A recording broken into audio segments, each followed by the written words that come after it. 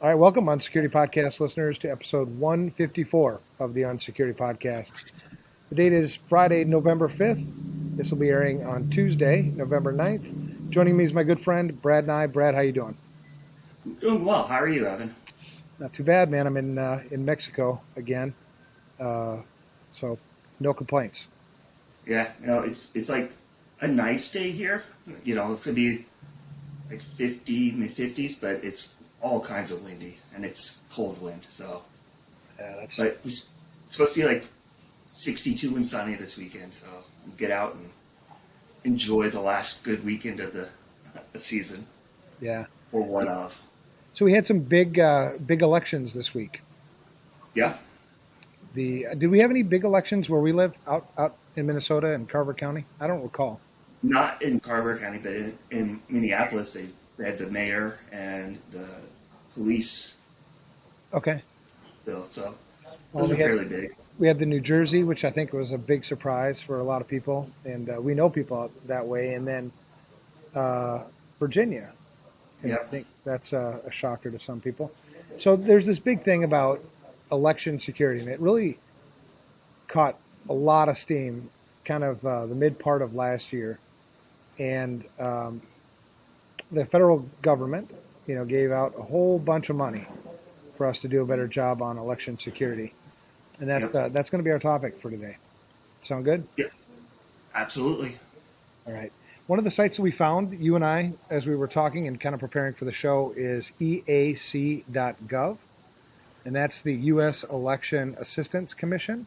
I don't know if people even have heard of that before. Had you heard of that Right? before? No, Well, it's a thing, I guess. it is. And they gave these HAVA, and HAVA, what does HAVA stand for? HAVA. Did you find that? Oh, no, you know what? Here it is. I did Help. not. I found it just as I was telling you. Help America Oh, Vote Act. yep. I just found it too. So they appropriated funds in 2018 and in 2020 to help election security. These are election security fund appropriations. Yep. And it's under that, Section 101 of the Help America Vote Act of 2002. This is all new to me, There's just so many things out there. right? It's, you can't, it's what we talk about. You can't be an expert in everything. No. Well, so here are the numbers. $805 million was appropriated in fiscal year 2018 and 20. And as of March 31st, 2021, so earlier this year, I'm assuming that the numbers have changed quite a bit, but this is a snapshot on the EAC.gov website. States have spent a total of $369 million. So they've only spent 46% of the funds. Yeah. Well, and so I pulled up the usage as of March of this year, and it's crazy. I think it's a little bit. Well, I mean, obviously those numbers can be skewed on by outliers, right? But Alaska spent 2%, Hawaii 0, Kansas 0, Louisiana 0, Michigan 4%, Minnesota only spent 8%. That surprises me. North Dakota 0. Why do you think they've only spent that? I mean, this is free money, right? I don't know. Huh. It's interesting because we hear, sometimes when you work with, state and local government, that they don't have the funding. Right. Maybe Well, they don't know they have the funding. right. Well, and it's just so over the place because then you have on the flip side Arkansas, Delaware at 100%, Indiana 98%, Florida 95%. What was the other one? Arkansas took money from other people. They're at 102%. But yeah, 102.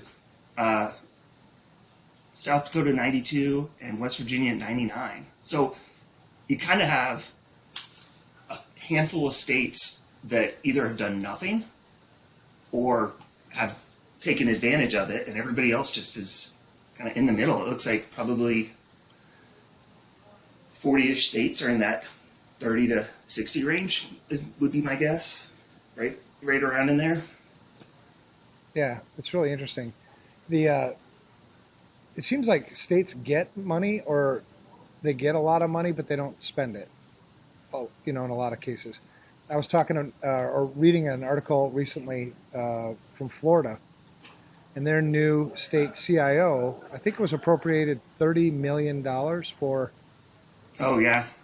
just for cybersecurity in his budget, and just like last month was called in front of the legislature and asked why haven't you spent any of it? It's like I gave you. It's so weird. It's like I gave you money. Why didn't you spend it? And I think the things he said was we have staff shortage, and Mm. we don't have a plan. That's definitely not good. Right? It's like, okay, well, you can solve the staff shortage thing, you'd think, with the $30 million, but how did you get $30 million without a plan? Right. Right. So I is that same thing kind of applying here? Do you think we have $805 million that was appropriated, but we've spent they less than don't half of it? they don't know what to do. And then what happens with that 54% that doesn't get spent? I yeah, I don't know. It's just crazy. We should have somebody on sometime that can tell us and explain these things to us. It's really interesting looking at the numbers. So Minnesota's only spent 8%, but that totals $500,000 in expenditure. Right. So that, I mean, that is a significant amount of money, but it's only a fraction of what they could have done. Yeah, exactly. So so what have we done? I know FRSecure has done a whole bunch of things in our home state and maybe others Yep. to help with election security. So I wasn't involved in any of that, and I know you were I think you led most of that. Yep. Yeah, Uh, we did a really cool thing with the state of Minnesota last year. And what we did is we sent out a custom, using the S2 vendor platform, we created a custom workflow, created some custom questions that are really specific to elections, around um, the actual election equipment and how they're handling it and all those types of things. And then we just sent out a S2 vendor questionnaire uh, and had them fill it out. And you know, when they filled it out, they could NA anything they wanted, or they could leave it, partially. But when they completed it, I would let them know and uh, let the contact at the state know, and then we would have a 30-minute call with the county, and I would go over their results and kind of give them some recommendations, and anywhere they were doing well, give them kudos for that. And I will say that to a T, there was not a single county that I talked to, and I think I ended up talking to about 45 of the 90 counties, right? Is that right? 90? 87. So about, Yep. what, 80? Okay. So about just over half, right? Right around half. Yeah. Every single one of the people I talked to wanted to do the right thing. A lot of them were not security people. The majority of them were not security people. It was more, a lot of IT or administrative. But we talked about, what to do, and they all want to do the right thing. There was no question about it. So, give them some simple things. But I think the other interesting thing was hearing how these are set up. These devices are not publicly available. They have all kinds of controls in place. So, and everyone of the people I talked to takes a lot of pride in their work. And this was, it started in August, I guess. Of last year. Yeah, I'd have to go back and look. It was maybe earlier than that even, but yeah, kind of summertime. So All right. it was a lot of fun to work and do it. Yeah. So who sponsored us in this project? Do you know? It was a collaboration with Security Studio, FRSecure, and it was a volunteer opportunity. So we No, I mean did from it the pro state. bono. Was it like the Secretary of State? Are they the ones who? Oh, yeah, it was. I don't remember his title. Hold on. All right. It was the Election Security Cyber Navigator in the Elections Division in the Office of Minnesota Secretary of State. Okay. Yeah. So through the Secretary of State. So in Minnesota, And in terms of the funds that might have been available to the state of Minnesota, I can't imagine that this cost much, really, in the grand scheme of Right. things, it probably didn't cost anything really. Uh, Right. Yeah. And for us, I think we as a company have a really good relationship with the state, and it was kind of a proof of concept. So we were like, yeah, you know what? But yeah, it's good. It was eye opening for the elections officials. I think just changing the way they think, and we see that all the time with non-security people. And then when they um, talk to us or go through an assessment, like you can just they change. They don't look at things the same way, and that's a great thing. right. So okay, so we led this thing. Now, was there a debrief at the end or any kind of statistics that we compiled from the study or anything like that? I did work with the contact on that, but when I logged in, I couldn't see it, so I need to reach out to Security Studio and see what happened to the information because I did have all of it, and now I don't see it for some reason. Yeah, because I think given we live in such a highly divisive climate right now, especially with elections. Even when an election goes through with you know you'll never have a perfect election, right? But say there's 99% accuracy, so it's an election.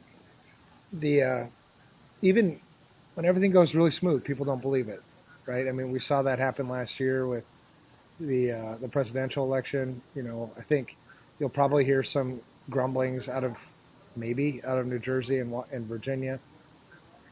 So Yeah, you wonder how much of this is it security or is it just instilling trust in the system so that when you go vote, you're going to accept the results. yeah, Because on the surface, I mean, I didn't even know about this Hava thing, but now I do. If you just told me, the federal government invested, $800 million on, securing the elections last year, you wouldn't be lying to me. But if it stopped there, you know, if nobody used it, if you have people who don't specialize in security, no matter what their intentions are, how awesome of people they are, if they don't know what they're doing, right? yep, And so yeah, you hit almost half of the counties here in the state of Minnesota.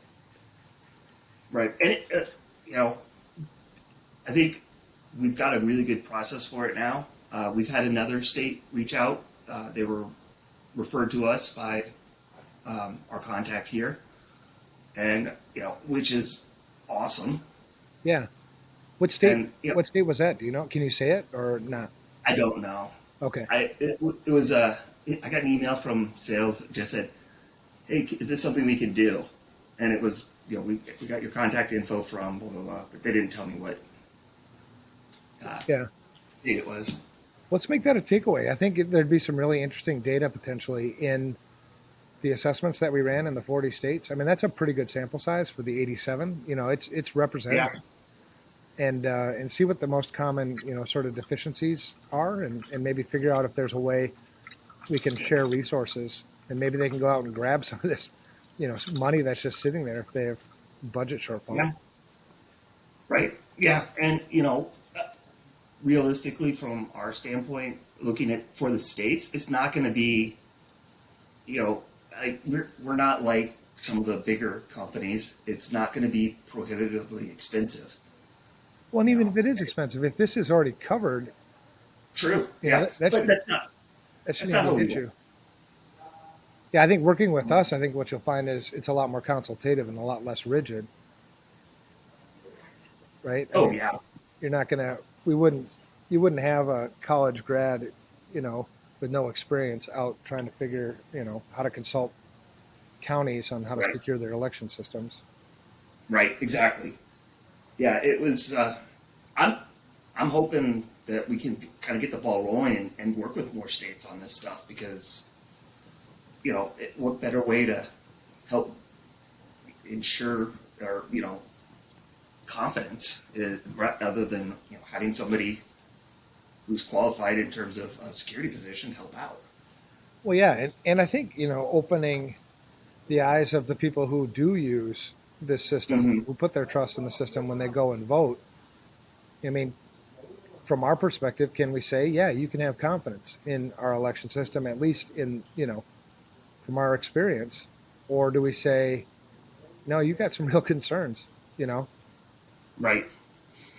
Right. Exactly. And this is they are self-assessed, and then we review it and give them recommendations. And I would say I will give them the Minnesota counties credit. I feel like they answered them very truthfully, based on the scores and based on the conversations that I had with them. So, they were told you're going to get out of this what you provide, garbage in, garbage out type of thing. So, yeah. if you really Well, the want to way improve, be honest. exactly, and the way not to do this is to be punitive, right? To say, Right. oh, gosh, you really suck at security, so we're gonna fire you or something. If anything, it should be used like, yeah, you are really struggling with security.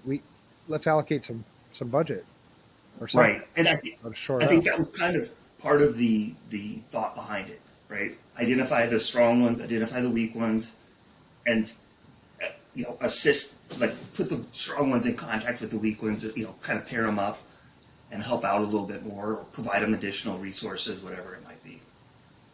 Yeah, I think this is a really interesting because we have some really good data there, and I think after the podcast, let's follow up on that. You and me, Yep. and go find what this data is and create a pretty compelling report, from the findings, and make recommendations so that when other states are looking for similar guidance, or the state of Minnesota does it again next year or whenever they cycle, we'll be able to take some of those lessons learned.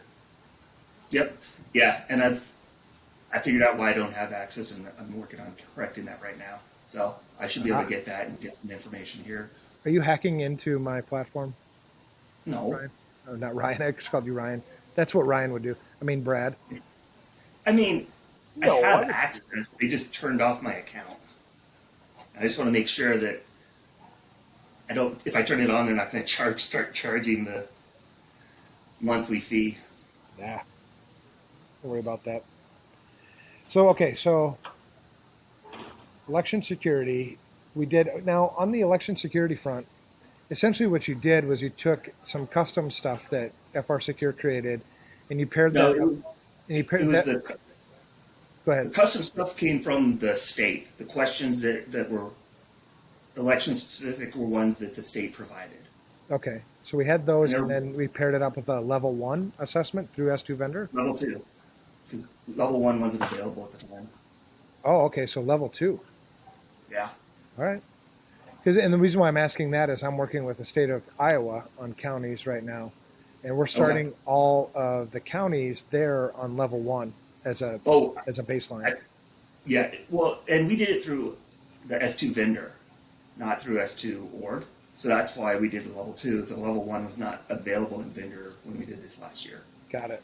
Got it. Level 1, I think, is absolutely more appropriate. Okay, good. That's good to know. So what was your impression? So when you look at election security in the 40 counties that you worked with, you yourself being a security guy, Mm-hmm. do you have confidence in the election system, from your perspective? Yes. They don't use. One of the big questions was, what do you use to connect, and work on the machines? And it's a separate machine. It's not their day-to-day machine that they use to connect to the election equipment. Um, there's physical protections in place. So I felt overall it was they're doing a good job. Obviously, everybody has areas they can improve in. Just the reality. But I mean, I don't remember having any like holy crap moments with any of the counties looking at their results. Now, is there a standard like network architecture that they employ when they're, putting these systems in? That, I don't know. I know that there is a separate one or like those voting machines are isolated off on their own. But in terms of the employee network, I'm not sure. I didn't really go into that. Okay. So the election network is a separate, segmented, isolated network. Correct. Okay. Or Was that the they're same in all the counties? standalone. I can't. I'll be honest. I don't remember if it was that the machines are standalone, like that, no network connectivity, or if they were on their own separate one. I think they were on their own separate one, but I don't remember. It's been over a year and a Oh pandemic. yeah. No, I get it. What I'm curious because I would like to collaborate on the next one we do because I think it's interesting to find out what's the standard sort of deployment of election systems. And I know people already have this answer in other places, but I'd like to see it myself too. Right. Interesting. Yeah. Be So an okay. interesting research project. Yeah. All right. So election security, it is what it is. There's money out there for sure. The security. Now, do you remember what was there an average score that you recall? Or if you were to gut check, what would you say the average score was? It was, I want to say between 600 and 660. It was in above 600 if I'm remembering correctly, but it wasn't quite to that 660 level. But I want to say it was close. All right, so in the fair range, it's not good. Yeah, It's not. it was fair. There were some that were on the high end of good. I don't believe anywhere in the poor. I think it was pretty much in the fair range with a handful in good. Okay. Excellent. Well, if you work in the county, it looks like there's money available. I don't know how you get your hands on this money either. I'm going to do some research after we're done and figure out how counties can get help from this HAVA thing. If the state has to, divvy and authorize, or whether it's the counties that do that and the states just tally the numbers, because they break it down on the expenditures, they break it down by state, but that makes sense. You wouldn't want to break it down by counties because there's a bajillion of them. Right. Yeah. I would expect the state to have the county breakdown. Yeah, but I would think the county would be the one to go out and request the funds, don't you think? Just seems like it would make sense. Yeah. Oh, yeah. I would think the county would request the funds from the state. The state allocates it and tracks how much they allocated and how much was spent. All right, I'll do more research, and I'm sure some of the listeners, either work in counties or know the answers to these questions, but the fact that we don't, maybe is an indicator we should share this more. Yeah. All right. Well, good stuff, man. And that's all I wanted to talk about on the election security piece. We'll find out more, and certainly maybe we have a follow-up show, 3, 4, 5 weeks from now, where we can share some of the data that we already gathered in our own work. Because I'd also like to share that I'm doing a lot of stuff on the state level, other states, and if there's insightful data to share, let's get it out there. Yep. Yeah. I think that would be a good thing. Like I said, I think what they got out of it more than anything was that 30-minute consultation. And obviously doing the assessment, you see things, but getting that time with someone to explain it and get questions answered. Let's get as many as we can getting started on that. Right. Yep, good stuff. So on the news front, let's just stick with the election security. I've got an article here from Government Technology, and this happened a week ago.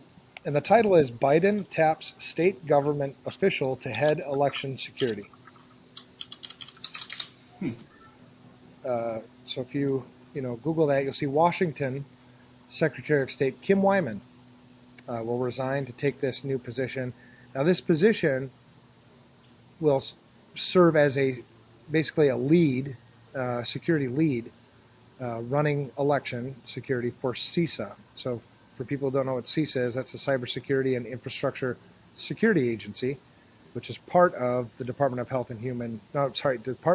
Homeland Security. And yeah, I don't know if the federal government can make things any more complicated. Do you think they could? I mean, never say never. Yeah, good point. I don't want to sell them short. So I don't. Do you know much about Kim Wyman? Mm-mm. Well, I guess No. it's interesting because she's a Republican. I believe yeah, she's a Republican out of Washington, which is I think is a little interesting. But the fact that in the Biden administration, uh, and I don't know what her, I don't think I'd want to be in her position as we come up to this next, even the midterms. We got the midterms coming up next year, right? Next year, it's going to get nuts everywhere because we're going to have a whole bunch of House seats flipping this way, that way, and Senate. It's going to be nuts. I don't think I'd want her job. Yeah, wow. So I'm looking at it right now. She started, she was county auditor in 2001 and was then elected again in 2002, or elected in 2002, reelected 2006, 2010. In 2012, she was elected Secretary of State, as it was the only Republican elected statewide. In 2016, she was reelected. 2020, she was reelected, and then she's gonna resign to this. So she's been doing this type of stuff for quite a while. Yeah. Her last day as Secretary of State will be November 19th. I mean, she definitely, on the surface seems like the right person, the right fit. Yeah. And the fact that you're a Republican that stands out in a pretty deeply blue state, Right. must be doing something well. Yeah. I mean, hey, bipartisanship. Who knew? Right? Be nice to each other. Yeah, and so here's a quote from her. She says, "As I assume this new role, I remain committed to protecting the integrity of our elections and working closely with local and state elections officials nationwide to bolster this foundational pillar of our democracy." So that's cool. Yeah. But I think a lot of hurdles to overcome for sure, right? Yeah. So that's that. If things go south, it looks like it all falls in the lap of Miss Kim Wyman. Yep. Yeah. The only other thing I wanted to talk about, I don't know if you saw it, but did you see that U.S. banned the NSO group, the creator of the Pegasus spyware? No, I didn't. They added them to the banned entities list. Oh boy. All right. So you get banning trade with the company. So you won't be able to, no money. Not with the U.S. They added another one too, Candiru, which sells devil's tongue surveillance malware to governments, and founded by engineers who left NSO. Interesting. Well, So, and there's it never fails, man. You start, sitting here yeah. doing the podcast, and then you got somebody banging on something in the kitchen over there.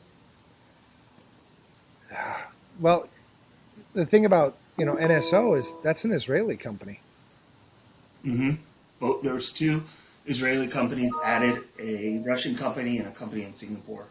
Wednesday. I'm sorry, they're all added Wednesday. Yeah. So the Biden administration announced Wednesday it is putting new export limits on Israel's NSO group, the world's most infamous hacker-for-hire company, saying its tools have been used to conduct transnational repression. Yeah, I found that article on Threat Post. I'm sure that there's a ton of options, but really interesting read. Yeah. All right, well, that's a wrap, man. Let's keep this to our time limit. Who you got some shout-outs for? I don't know. I'll give a shout out to Megan, our consulting manager. I'm not sure what her title is. Just looking at what she's done in terms of, we got so many new people coming on board and taking processes that we had in place that were ad hoc and kind of formalizing them. And you know what? I'm going to give two more. Sean and Ryan, consultants here. We had a template, and it was older. I got it upgraded, they saw what I did and took it, each added another level to it. So, it's awesome to see that collaboration, and it's fun. That just, Yeah. all right, I'll do this thing, and then they just go, and it triggers them. Or I don't know what the right word is, but inspires them maybe. Yeah. Well, that's cool, man. So basically, okay, all right, you're really pounding the shit out of that thing now, man. Dang. Wow. All right. So, okay. Yeah, hold on right now. John's gonna. Yeah, maybe they're remodeling the kitchen. We don't know. All right. So you're giving shout outs like. Hold on. This is crazy. What? All right. So you're giving shout outs like M&Ms. That's cool. I'm gonna give a shout out to John Herman because I'm down here with him this week, and I've had a great time. Learned a lot of good things about what FRSecure is doing. You have an amazing leadership team. I'm just really blessed by all of that. And with that, we'll wrap it.